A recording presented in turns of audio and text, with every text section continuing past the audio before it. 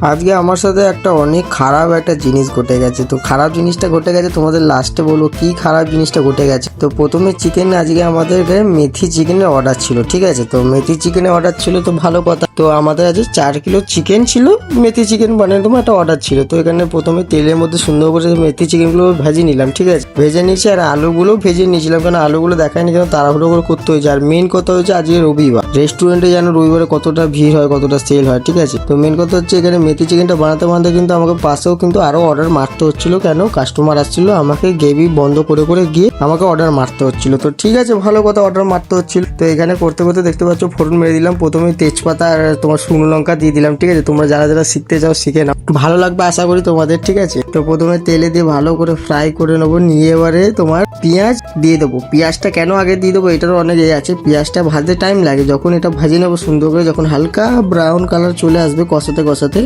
তখন আমাকে দিয়ে দিতে হবে ওই যে পাশে দেখতে পাচ্ছ নুন দিয়ে দিলাম। নুনটা দিয়ে দিলাম কেন, সেদ্ধ হবে। এইবারে তোমার এখানে এইটা হচ্ছে তোমার কাঁচা লঙ্কা, ধনেপাতা আর মেথি পাতা আর ক্যাপসিকাম, ঠিক আছে, দিয়ে ভালো করে কষাতে হবে। আর এটা কিন্তু টমেটম পড়বে না, ঠিক আছে। তো ভালো কথা কষানোর পর দেখতে পাচ্ছ কিরকম টক করে ফুটছে। তো একটুখানি হালকা করে হলুদ দিয়ে দিলাম। তো হলুদ দেওয়ার পর এখানে আর একটুখানি হলুদ দিলাম। তোমার মশলাগুলো বলছি, এটা হচ্ছে কাশ্মীরি লঙ্কা গুঁড়ো, ঠিক আছে। তো লঙ্কা পেস্ট দিয়েছি কাঁচা লঙ্কা, তাই জন্য আর লঙ্কা গুঁড়ো দেবো না, কাশ্মীরি লঙ্কাটা দিলাম। এবার এটা তো গরম মশলা দিলাম আমি, ঠিক আছে। গরম মশলা দিলাম, জিরে গুঁড়ো দিলাম, ওটা তোমাকে দেখাইনি, ঠিক আছে। ওটা ক্যামেরাতে বুঝতে পারছো। এখন সের হচ্ছে একবার আমাকে এখানে যেতে হচ্ছে, ওখানে যেতে হচ্ছে। তো কষানোর পর ভালো করে আমি চিকেনটা দিয়ে দিলাম। আলুটা পরে দেবো, কেন আলুটা ভেজে রেখেছি, ওটা সিদ্ধ হয়ে আছে, ঠিক আছে। চিকেনটাও ভাজা আছে, কিন্তু একটুখানি করলে কি বলতো পুরো একদম খুলে খুলে যাবে। একটা ডায়লগ আছে না, খুলে গেল, এই সরি ঝরে গেল, ওই হচ্ছে কথা। তো আমি সুন্দর করে কষিয়ে নিলাম, একটু হালকা হালকা জল দিয়ে কষাবো সুন্দর করে, কেন না কষালে চিকেন সিদ্ধ হবে, ঠিক আছে। কেন কাস্টমার খাবে, ওটাও তো একটা রিভিউ দেবে না। আর আমার একটা রেকর্ড আছে, খাবার বানালে